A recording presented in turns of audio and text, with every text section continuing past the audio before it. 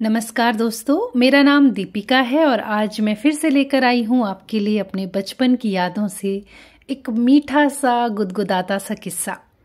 तो आइए सुनते हैं ये किस्सा सर्दियों से जुड़ा है। और सर्दियों पर ज़्यादा बात करें तो ठंड ज़्यादा लगती है, इसलिए सर्दियों से थोड़ा पहले हल्की सर्दियों का एक किस्सा सुनिए। अक्टूबर का महीना पहाड़ के लोगों, खासकर महिलाओं पर पहाड़ सा बीतता है। बरसात खत्म हो चुकी होती है और फसलें कटाई के लिए बिल्कुल तैयार होती हैं।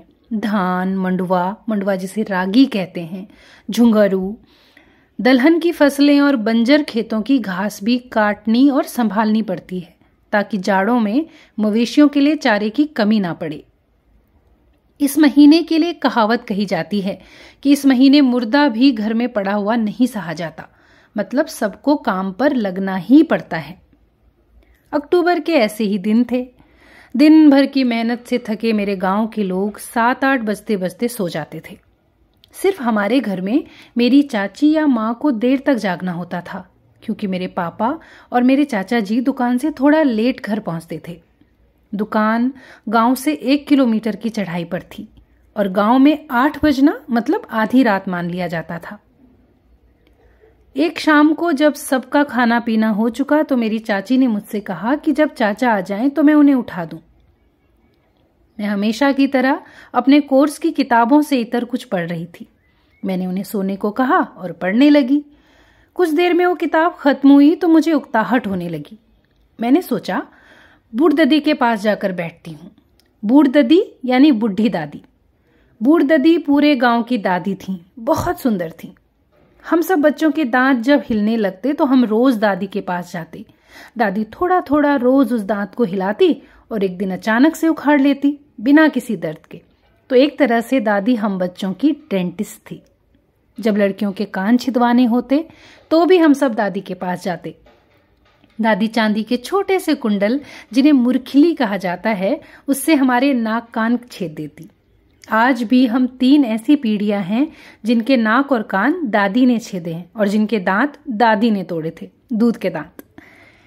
दादी मेरे अलावा अकेली थी जो उस वक्त गांव में जाग रही थी। अपने आंगन के चूल्हे के पास बैठी चांद को निहार रही थी।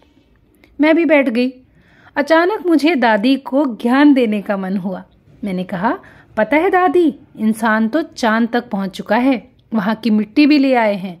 अब देखना जल्दी ही सब चांद पे जाएंगे। इतना सुनते ही दादी ने चूल्हे से जल्दी लकड़ी निकाली और मेरी तरफ करके बोली, भाग यहां से, बुढ़िया के साथ मजाक करने आई है। माएं तो सो जाती हैं और बिगड़े हुए बच्चों को खुला छोड़ देती हैं। दादी अक्सर बात बेबात तैश में आ जाती थी। कई बार हम भी उन्हें चिढ़ा देते थे। आहत और दुखी मन से मैं घर वापस आ गई। इस दौरान 9 बज चुके थे। चाचा जी अब तक नहीं आए थे और मेरा मन घबराने लगा था। चाची मेरी गहरी नींद में सो चुकी थी, तो मुझे लगा इन्हें क्या जगाऊं। परेशान होंगी, जब चाचा आ जाएंगे तभी जगाऊंगी। उस दिन मेरी माँ ने रजाई के सफेद खोल धोकर सुखाने डाले थे। थकन में वो उन्हें समेटना भूल गई थी। मुझे हल्की सी कंपकपी लगने लगी तो मैंने एक खोल को खुद पर अच्छे से लपेट लिया और जिधर से चाचा जी ने आना था उधर मुंह करके खड़ी हो गई। मैं ऐसे खोल में खुद को लपेट के खड़ी थी कि मेरी सिर्फ आंखें खुली थी। धवल चांदनी में सफेद लिबास में लिपटी मैं। पड़ोस की दादी शायद पेशाब के लिए बाहर आई होंगी। तब तक गांव में टॉयलेट तो होते नहीं थे। जैसे ही उनकी नजर मुझ पर पड़ी वो जोर से चीखी। मेरी पीठ उनकी तरफ थी। चीख सुनते ही मैं पलटी तो दादी और जोर से चीखी। मुझे लगा दादी ने गुलदार देख लिया है। गुलदार रात बेरात गांव में धमक जाया करते थे। अब दादी अपने घर की ओर भागी और मुझे उन्हीं में सहारा दिखा तो मैं उनके पीछे भागी। जैसे ही दादी ने देखा कि मैं उनके पीछे भाग रही हूं, वो नहीं जानती थी कि मैं कौन हूं। उन्हें तो सफेद एक लिबास में लिपटा हुआ कुछ दिख रहा था, भूत जैसा कुछ। तो दादी एकदम धड़ाम से हड़बड़ाहट में गिर गई और बेसुध हो गई।